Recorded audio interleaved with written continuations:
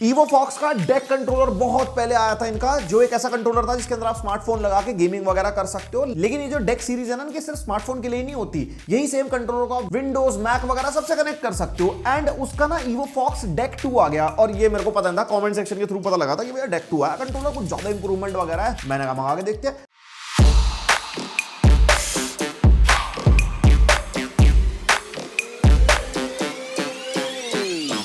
भाई इसके अंदर ऐप का सपोर्ट है, की मैपिंग आप कर सकते हो अगर एंड्रॉइड पे कोई ऐसा गेम खेल रहे हो जिसमें कंट्रोलर का सपोर्ट नहीं है। उसके अलावा भाई निंटेंडो स्विच तक की कंपैटिबिलिटी है। And pricing 2899 only. कि ऐसा क्या कैच है इस कंट्रोलर में जो इतना सस्ता है इतनी वाइड कंपैटिबिलिटी के साथ? उसके लिए डब्बा खोलते सारा कुछ डिटेल में बताता हूं। बाकी पहली बार देख रहे हो सब्सक्राइब मारो, लाइक मारो, मारो मारो, डब्बा खोल रहा मैं। तो यहाँ पे देखो कुछ ऐसा बॉक्स मिल जाता है, कंट्रोलर बन रखा है ऊपर, और अंदर खोलते हैं हमारे को कंट्रोलर मिल जाएगा। और उसके अलावा नीचे काफी सारी पुस्तकी बातचीतें हैं भाई साहब, गॉन्टलेट स्क्रॉल और ये जॉइन द ट्राइब, पता नहीं क्या कुछ इन्होंने भर रखा है। स्टिकर भी है भाई साहब, साथ ही में चिपकाएंगे। साथ में यहाँ पे 100 रुपीज का Amazon शॉपिंग का वाउचर भी है, और type A to C cable मिल जाएगी। एंड यस, एक हमारे को पाउच भी मिलता है। अगर आप इसको कैरी करते हो तो इस पाउच के अंदर कैरी कर पाओगे। पाउच की क्वालिटी ठीक ठाक है। सबसे पहली चीज जो मैंने नोटिस करी लास्ट जनरेशन के कंपैरिजन में, ये एक्चुअली भाई कंट्रोलर वाली फुल फ्लेजेड वाइब दे रहा है। Evo Fox डेक जो पहले वाला था ना, वो बहुत ज्यादा ना पतला सा से लगता था कि स्मार्टफोन का ही कंट्रोलर है। इसकी जो ग्रिप्स है ना वो लगती है, अगर आप कोई भी एक सिर्फ कंट्रोलर ऐसा लेते हो जिसके अंदर फोन होल्डर नहीं भी हो, तो ऐसा ही कुछ फील होता है। और एक मेजर डिफरेंस जो पहली बार में पता लगा, इसके अंदर प्रेशर सेंसिटिव ट्रिगर्स हैं। लास्ट टाइम हमारे क्लिक ट्रिगर्स थे, एक अपग्रेड वो भी काफी मेजर है। और इसके जो ट्रिगर और जॉयस्टिक है वो हॉल इफेक्ट वाले, यानी कि मैग्नेट यूज रख के, ट्रेडिशनल मैकेनिकल जॉयस्टिक या ट्रिगर नहीं है। जल्दी से कोई खराब नहीं होंगे, ड्रिफ्टिंग का इशू नहीं आएगा, ये भी एक अच्छी चीज है। And mainly the build quality, भाई अच्छी क्वालिटी का प्लास्टिक इन्होंने यूज कर रखा है, और अंदर ना प्रॉपर रबर लगी है जहां पे Evo Fox का लोगो है। इवन अगर इसके अंदर हम फोन वगैरह भी लगाते हैं ना, तो उस पर भी कोई स्क्रैच वगैरह नहीं आएंगे, बिकॉज यहाँ दोनों साइड भी हमारी रबर है और अच्छी क्वालिटी की लगा रखी है। बाकी हमारा Xbox लेआउट में है कंट्रोलर, और बाकी स्टार्ट और सेलेक्ट बटन के अलावा दो एक्स्ट्रा कीज हैं यहाँ पे, जिसका काम क्या भी आगे बताता हूँ। बाकी की मैप डोजो की वगैरह मिल जाएगी। बाकी पीछे हमारे को 2 मैक्रोस वगैरह मिल जाते हैं। एंड यहाँ पे देखोगे तो यहाँ पे टेक्सचर है जहाँ पे इसका ग्रिप एरिया है ना, और इन हैंड फील भाई अच्छी है। और मैक्रो की प्लेसमेंट, जो हमारे जो मिडिल फिंगर है ना, वो मैक्रोस पे एज इट इज बिल्कुल बढ़िया रेस्ट करती है। तो अगर आपको मैक्रोस यूज करनी है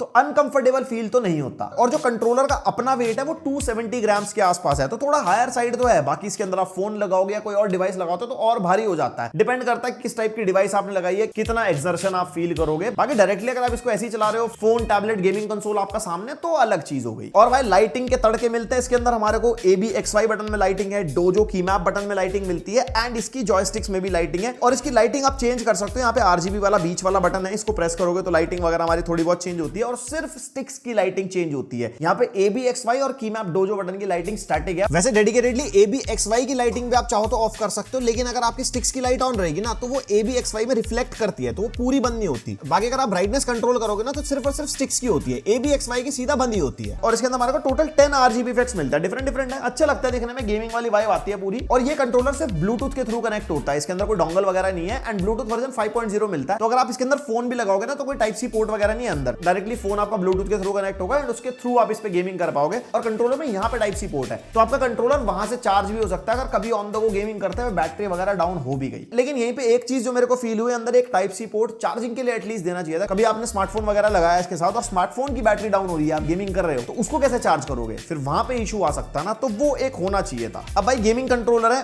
फीचर पे इन्होंने काफी अच्छा खासा काम करा है। जैसे इसके अंदर ना एक एक्यूरेसी मोड मिलता है, उसको अगर आप एक्टिवेट करोगे ना, वो दोनों स्टिक्स पे आप एक्टिवेट कर सकते हो। तो कुछ इतना स्टिक को एक्टिवेटेड रखता है, जो ब्लू एरिया है, बाकी जो रेड एरिया है ये हमारा डेड एरिया है। तो ये ना कोई रेट्रो गेम आप खेल रहे हो, जैसे कॉन्ट्रा वगैरह खेल रहे हो, आपको बस स्टिक ऐसे चाहिए 2 साइडेड वाली, और जॉयस्टिक से आप गेम ज्यादा खेलते हो, फाइटिंग गेम्स वगैरह अगर आप खेलते हो, उसके अंदर ना एक्यूरेसी मोड काम में आता है। बाकी आप इसको ऑफ कर दोगे तो हमारी जॉयस्टिक फिर पूरी 360 काम करती है। देन इसके अंदर एक प्रिसीजन मोड भी है, जो ना एमिंग वगैरह के लिए काम आता है। कोई ऐसा गेम है जिसके अंदर आप एम वगैरह कर रहे हो, तो ना फुल सर्कल होता है जैसे नॉर्मली जॉयस्टिक का हमारा। जैसे ही प्रिसीजन मोड अगर आप ऑन करोगे, तो जो राइट जॉयस्टिक है वो कुछ हाफ सर्कल में कन्वर्ट हो जाती है, यानी कि ज्यादा मूवमेंट नहीं होगी एमिंग करते हुए, बहुत प्रिसाइज मूवमेंट होगी, इसलिए वो प्रिसीजन मोड है। तो शूटिंग गेम्स वगैरह में काम आएगा। बाकी हाँ, टर्बो मिल जाता है इसके अंदर। कोई भी एक बटन पे टर्बो सेट करोगे, तो बटन प्रेस करोगे ना, वो लगातार काम करता है, फाइटिंग गेम्स में काम आता है। और ऑटो टर्बो भी सेट कर सकते हो कि आपने बटन दबाया और छोड़ दिया तो वो बस चले ही जा रहा है अपने आप में। एंड पीछे हमारे को मैक्रोस मिलता है ना दोनों, तो इसके ऊपर आप अप टू 21 बटन असाइन कर सकते हो। मतलब सिंगल करना हो वो भी कर लो। किसी गेम में कोई ऐसा बटन है जो आप बार बार प्रेस करते हो, मैक्रो पे सेट कर लो। अगर कोई फाइटिंग गेम खेल लो जिसे टेकन में कॉम्बोज होती है, तो कॉम्बो सेट कर दिए एक बार 21 कीज तक किया, उससे कम में जितनी भी है, एक बार बटन प्रेस करो, फिर वो उसी फ्लो में चलती है जिस फ्लो में आपने सेट करा है। यानी कि 1 से 2 सेकंड का गैप रख के मैक्रो कस्टमाइज कर रहे हो ना, तो वो 1 से 2 सेकंड बाद ही प्रेस होती है जिस फॉर्मेट में आपने प्रेस किया है। लेकिन मैक्सिमम 21 बटन्स तक ये ले सकता है, उससे कम तो कितने मर्जी कर लो फिर। और कोई भी जायरो नहीं है इसके अंदर। अगर आपको लगता है कुछ एमिंग वगैरह कर लेंगे, ई स्पोर्ट्स वगैरह खेल लेंगे, ना, जायरो वायरो का कोई सिस्टम नहीं है। एंड ई स्पोर्ट्स की बात करो ना, लेटेंसी, भाई लेटेंसी इसके अंदर हमारे को 90 हर्ट्ज के आसपास मिलती है, यानी कि 10 to 12 मिली सेकंड की लेटेंसी। तो कोई भी ऑनलाइन ई स्पोर्ट्स गेम वगैरह खेलने के भाई इसको लगा के, जो कंट्रोलर सपोर्ट में BGMI या कॉल ऑफ ड्यूटी वगैरह है, जैसे की लिंकर ऐप है ना, अभी बताता हूं उसके बारे में, वो लगा के आप खेल लो। भाई डिले है जो कि आपको कैजुअल गेम्स में फील नहीं होगा, लेकिन हाँ ऑनलाइन गेम वगैरह अगर आप खेल रहे हो तो उसके अंदर 1-1 मिली सेकंड मैटर करता है। एक तो गेम की अपनी लेटेंसी है, फिर आपके कंट्रोलर की भी लेटेंसी है, तो आपको गेमिंग के अंदर वो कंपेटिटिव एज नहीं मिलेगा। तो ये कैजुअल गेमिंग के लिए ही अच्छा है। कोई भी स्टोरी वाला गेम खेल रहे हो, कोई रेट्रो गेम खेल रहे हो, उसके अंदर मजा आता है खेलने में, उसमें पता भी नहीं लगता लेटेंसी का। एंड यस, डिवाइस कंपैटिबिलिटी जो कि बहुत बढ़िया है। हमने इसको एंड्रॉइड के ऊपर टेस्ट किया भाई, फोन इसके बीच में लगता है पूरी गेमिंग कंसोल वाइब देता है। एंड वाइब्रेशन एंड्रॉइड के ऑफिशियल गेम में नहीं चली, जैसे फॉल्ट हम टेस्ट कर रहे थे उसमें चल रही थी। हाँ, हमने PS2 का इम्यूलेटर चलाया था, उस इम्यूलेटर की सेटिंग में वाइब्रेशन का ऑप्शन था और वो गेम में वाइब्रेशन चल रही थी। तो हाँ, सपोर्ट तो है, बट डिपेंड करता है किस जगह आप चला रहे हो। देन आईफोन में हमने इसको चलाया, तो आईफोन में से फॉल्ट वगैरह चला, उसमें तो वाइब्रेशन नहीं चली। लेकिन जब हमने असासिन्स क्रीड मिराज चलाया, उसके अंदर वाइब्रेशन काम कर रही थी। जैसे फाइट वगैरह लेते हैं कुछ भी है तो वाइब्रेशन चलती है आईफोन के अंदर। और एंड सेम आईपैड OS में भी कहानी सेम रिपीट होती है, लेकिन आईपैड आप इसमें लगा नहीं सकते क्योंकि इतनी जगह नहीं है, तो दूर रख के चलाना पड़ेगा। और मैकबुक में भी सपोर्ट करता है, पर पता नहीं उसके अंदर वाइब्रेशन काम नहीं कर रही थी। निंटेंडो स्विच में भी सपोर्टेड है, निंटेंडो स्विच 1 में चलाना हो, 2 में चलाना हो, वाइब्रेशन भी काम करती है दोनों के अंदर। और उसके बाद ना मैं PS3 पे भी टेस्ट कर रहा था, कनेक्ट तो हो गया था थ्रू ब्लूटूथ, लेकिन सिर्फ नेविगेशन चल रही थी, उसके अलावा कोई ऐसा बटन वगैरह काम नहीं कर रहे थे। और PS4, PS5 एंड Xbox का तो सपोर्ट है ही नहीं। तो यहाँ पे PlayStation Xbox फैमिली को हटा के ऑलमोस्ट सब डिवाइसेस पे सपोर्ट करता है, जो कि बहुत बढ़िया चीज है। एंड अगर आप इम्यूलेशन गेमिंग कर रहे हो ना, उसके लिए तो भाई बहुत ही बढ़िया। अगर आपके पास अच्छा फोन है, बढ़िया PS1 PS2 इम्यूलेटर लगा के बढ़िया गेमिंग करनी हो, तो ये कंट्रोलर स्वाद देता है ट्रैवल करते हुए गेमिंग करनी हो। और इस कंट्रोलर के साथ एक डोजो ऐप का भी सपोर्ट मिलता है, जिसके अंदर सारे फीचर्ड गेम्स दिखाते हैं यहाँ पे कि कौन कौन से गेम आप इस कंट्रोलर के थ्रू खेल सकते हो। रिकमेंडेड गेम होते हैं, रेट्रो गेम्स यहाँ पे शो कर रहा था, जिसके अंदर इम्यूलेटर वगैरह शो कर रहा था। स्ट्रीमिंग प्लेटफॉर्म्स में भी ये कंट्रोलर सपोर्ट करता है। Xbox क्लाउड गेमिंग करनी हो, PS ऐप पे चलाना हो, मतलब जहां पे भी क्लाउड गेमिंग हो पाती है स्मार्टफोन के अंदर, वो भी ये कंट्रोलर सपोर्ट करता है, मतलब उसकी ऐप के अंदर। और बाकी की मैपिंग आप इससे कर पाओगे। जो की मैप वाला बटन है ना, इसको होल्ड करके ना EvoFox Deck 2 शो करता है, सिर्फ एंड्रॉइड में चीज सपोर्ट करती है, जिसके अंदर आप की लिंकर ऐप डालो, उसके अंदर कंट्रोलर आपका शो कर जाएगा। एंड काफी सारे प्रीसेट्स हैं भाई पहले से ही, जैसे PUBG, Genshin, call of duty, free fire वगैरह, ये सारे के प्रीसेट्स बने हुए हैं, जिसके बाय डिफॉल्ट जो टच कंट्रोल्स होते हैं ना, उसके हिसाब से की लिंकर सेट है। तो यानी कि जितने बटन आपको, मान लो X के ऊपर रिवाइवल का बटन है या जंप का है, आगे पीछे जाने का है, तो आप इसी कंट्रोलर से ये सारे गेम्स खेल पाओगे। स्टिल मैं रेकमेंड नहीं करूंगा, अगर आपको 1-2 बार मजे लेने हैं खेल के तो वहां काम आ जाएगा। और भी बहुत सारे गेम्स हैं जिसके अंदर कंट्रोलर का सपोर्ट नहीं है, लेकिन आप कंट्रोलर से खेलना चाहते हो तो की लिंकर ऐप वहां पे काम आएगी, लेकिन ओनली फॉर एंड्रॉइड। और भाई इसके अंदर 800 mAh की बैटरी है। हमने मल्टीपल डिवाइसेस पे टेस्ट किया, हमको एक्चुअल बैटरी बैकअप तो टेस्ट नहीं कर पाए। 4 to 6 आवर्स बैकअप ब्रांड ने मेंशन किया है, जो 800 mAh के हिसाब से ठीक है। अब इतना लगातार गेम खेलते हो, ऑन एंड ऑफ खेलते हो, काफी अच्छा खासा बैकअप दे जाएगा। बाकी टाइप सी पोर्ट है नीचे की तरफ, आपको चार्ज करना हो तो आप ऑन द गो चार्ज भी कर पाओगे, ऐसा कोई दिक्कत है नहीं। बाकी चार्जिंग टाइम अच्छा खासा है, 2.5 से 3 घंटे लगते हैं इसको फुल चार्ज होने में,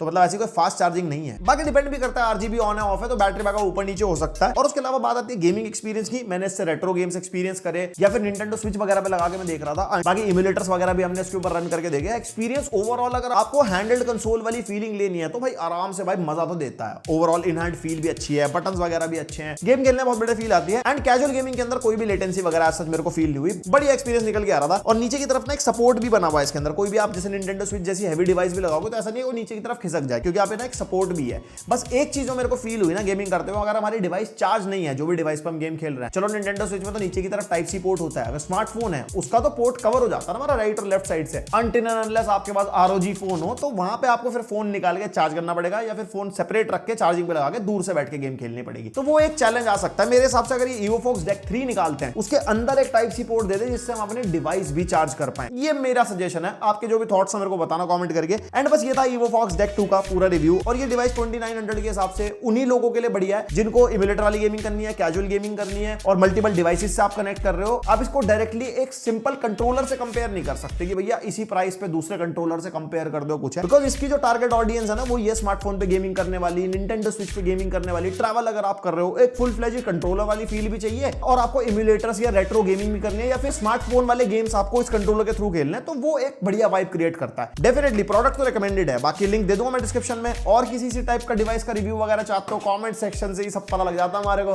आप भर डालो, लाइक मार दो, सब्सक्राइब मार दो। मिलते हैं नेक्स्ट वीडियो, तक के लिए बाय।